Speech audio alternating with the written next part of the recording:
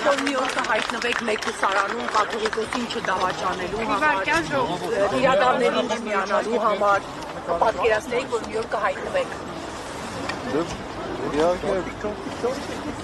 բոլոր սցենարներն էլ հաշվառված եղել են, բայց անակնկալներ կային ամենտեղ։ Ինչ փոխեց ԱԱԾ Մեքուսարանը ձեր կյանքում, այս ժամանակահատվածը, կալանքը։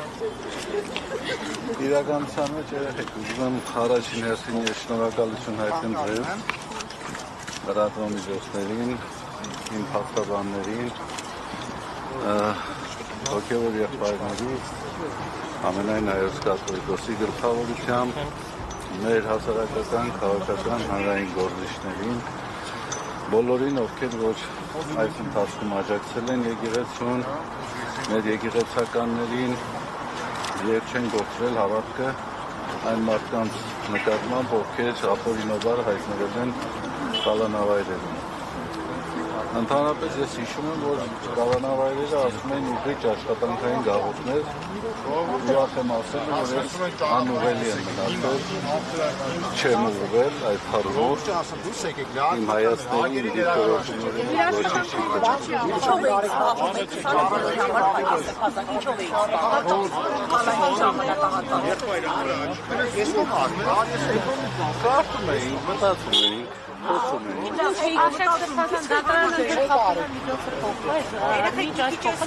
Այսպես տարածքային փաստաբաններ, որ քաղաքական ապրիլում են, ինչպես պայմանավորված, արդյոք կապում եք սա նախընտրական իրավիճակի հետ, որ փոխվեց խափանամիջոցը։ Դժվարանում եմ ասել, սուտ կասեմ, եթե ինչ-որ որոշակի պնդում կատարեմ, չգիտեմ ինչով է պայմանավորված, հեղինակներին պետք է հարցնել, թե ինչով է պայմանավորված, ես միայն գիտեմ, որ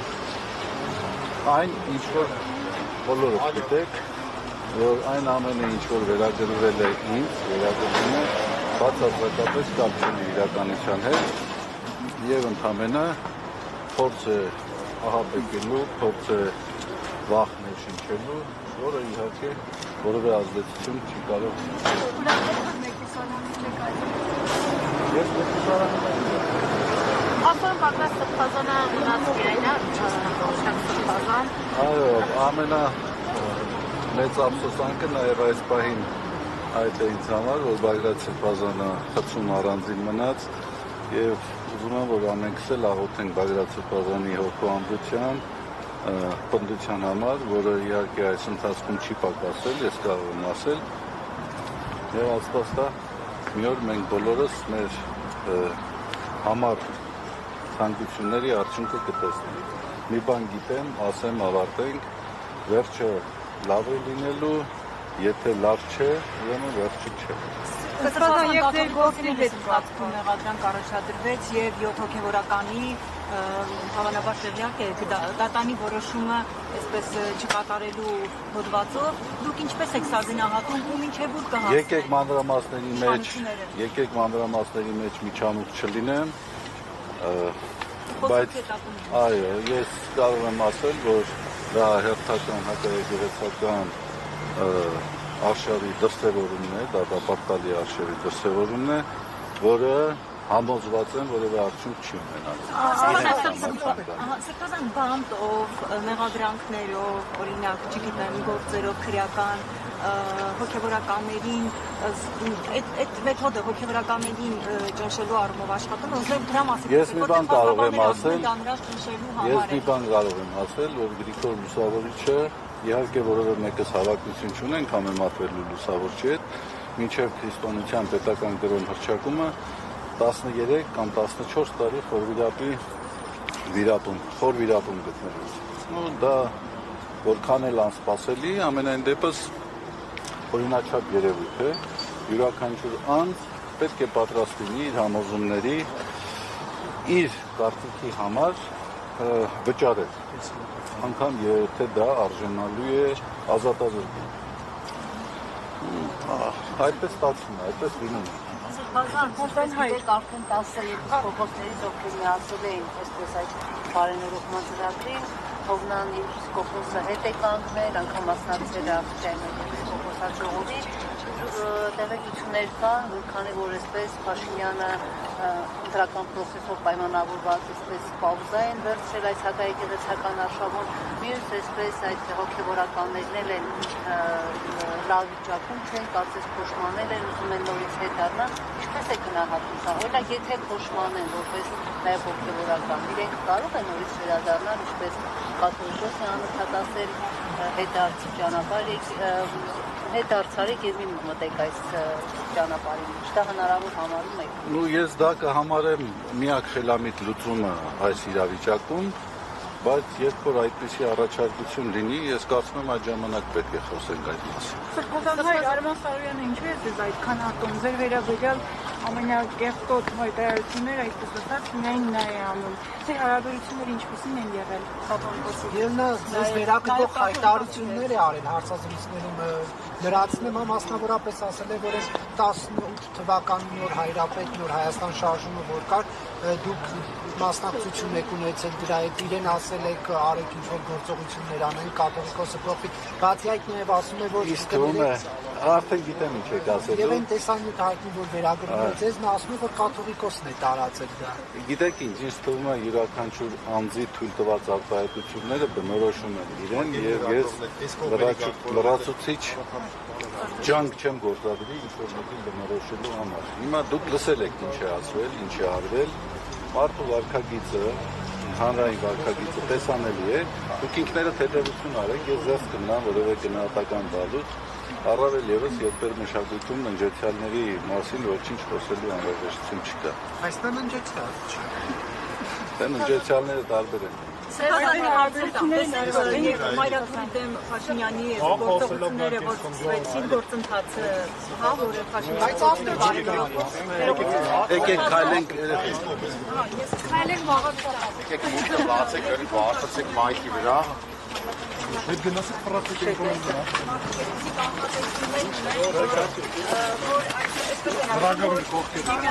Հա, այս պայքարի, պատերազմի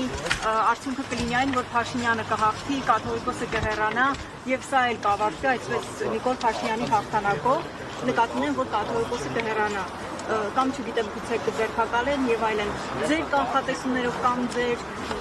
կարծիքով ինչով կավարտվի այս առճակատումը։ Դուք հնարավոր համարում եք, որ կաթողիկոսը կնահանջի եւ Որպես հարցի հավելում էլի կհեռանա Բեհարանից։ Ի վերջո միջազգային փորձակնությունները հաստատեցին, որ դա որևէ կապ չունի, բայց փաստացիստության իրավաբանների համար դա նշանակություն չունի։ Ինչ եք կանխատեսում։ Սփազան իմ հարցին կպատասխանեք ինչով ավարտվի վերջո դա ձեր կանխատեսման։ Տեսեք, ես ձեզ կմնայի հաղթանակ պարտություն եզրույթների օգտագործման, բայց դեպքում այն ինչ որ կատարվում է, սա ուղղակի խայտառակություն է։ Եվ սա չի հարվածում միայն եկեղեցու հիմքերին, հարվածում է պետության հիմքերին, ազգի հիմքերին։ Գիտեք,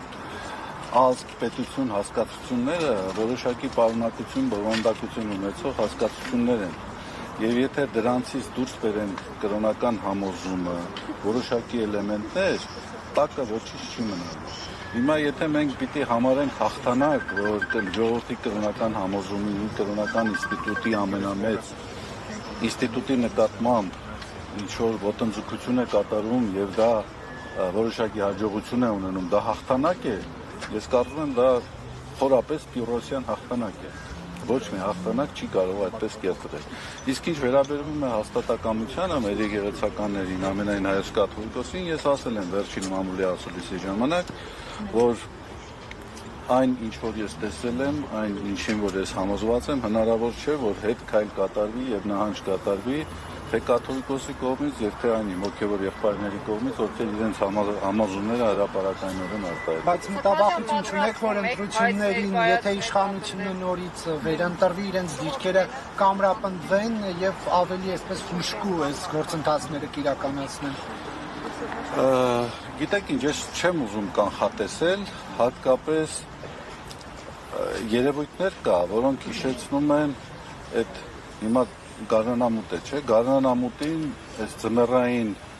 ցրտից արթնացած ճանճի շարժումները, որոնք որևէ տրամաբանության մեջ չեն տեղավորվում։ Հիմա երբեմն իշխանությունների գործելավոճը ինձ դա է հիշեցնում։ Վարքագիծը որևէ տրամաբանության չի դիմանում։ Համենայն դեպս ես դժվարանում եմ գնահատել դա։ Ինչ է արվում, ինչի համար է արվում, ինչի վրա է վիճակը ներդրվում, դժվարանում եմ ասել։ Եվ Պոլսո հայոց պատրիարքը առաջարկել է սինոդական կառույց ստեղծել, դրան ինչպես եք դուք մոտենում, արդյոք ընդունելի է ձեզ համար, որ կաթողիկոսին զուգահեռ նաև այդ խորհուրդը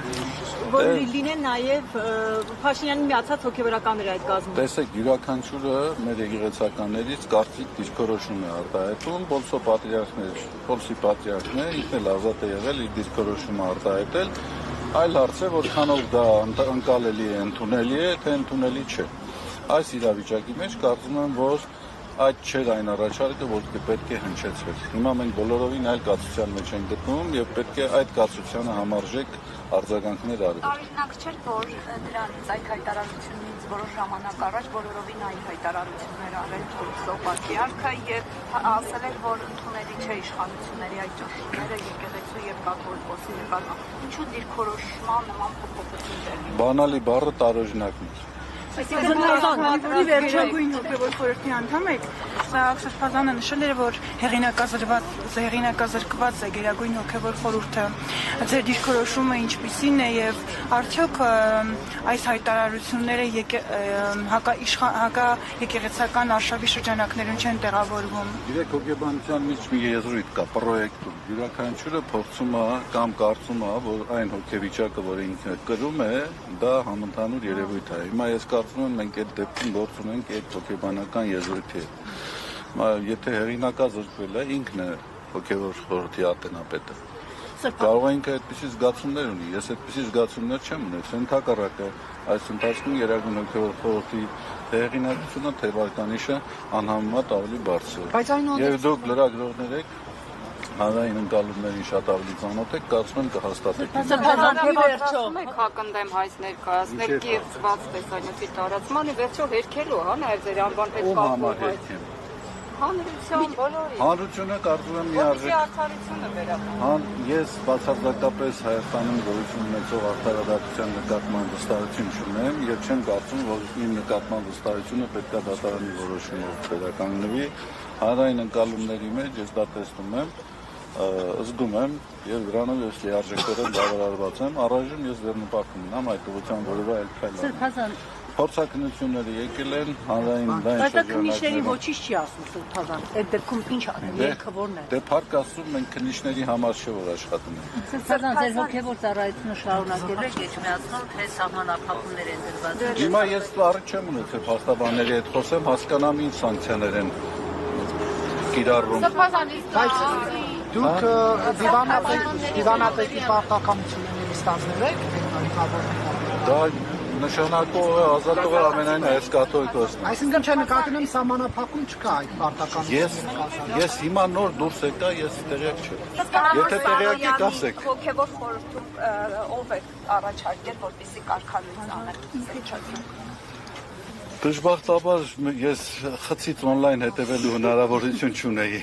Իսկ դուք կարող եք վերադառնալ Բարաշապատ առաջին բանը ինչն է լինելու, որ անելու եք։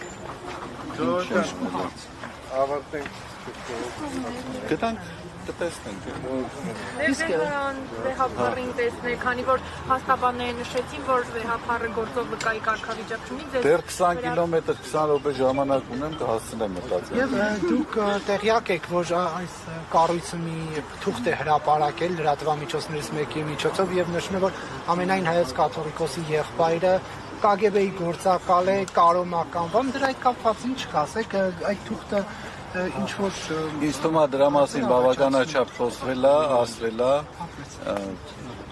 եւ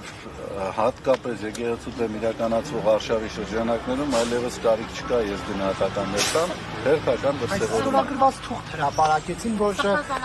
Աննա ջան, գներես, բան եմ ճշտում, ստորագրված թուղթ հրապարակեցին, որ Եզրա Սրբազանը հանձն է առել հատուկ ծառայության հետ համագործակցել։ Այդ մասին հրապարակում հերքում չի եղել։ Տեղել է թե չի եղել։ Իսկ այդ ստորագրվածությունը Եղել է թե չէ։ ստորագրությունը կեղծ է եղել։ Եղել է թերքում, թե չէ։ Հիմա ինձ ինչ եք ուզում։ Ուզում եք, որ ես ճիշտ բան ասեմ։ Թերքում եղել է։ Սովետական տարիներին մշտապես համագործակցել են հատկապես բարձրաստիճան հոգևորականները հատուկ ծառայությունները եւ Այդ մասին հերքում եղել է եւ ես կարծում եմ կարիք չկա այդ մասին ես որևէ ապայություն տամ հերքվել է եւ գիտեք թե համատեքստը ինչ է եկեղեցու նկատմամբ ինչպիսի գործողություններ են արվել դրանցից հերթականն է Այստեղ պահվելու ընթացքում հատուկ վերաբերվում ձեր նկատմամբ եղել է աշխատակիցների կողմից ինչպես է եղել վերաբերվում Շատ լավ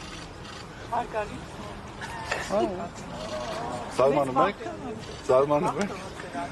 Շնորհակալություն երեխեք ջան Շատ շնորհակալ եմ զգացված եմ կներեք որ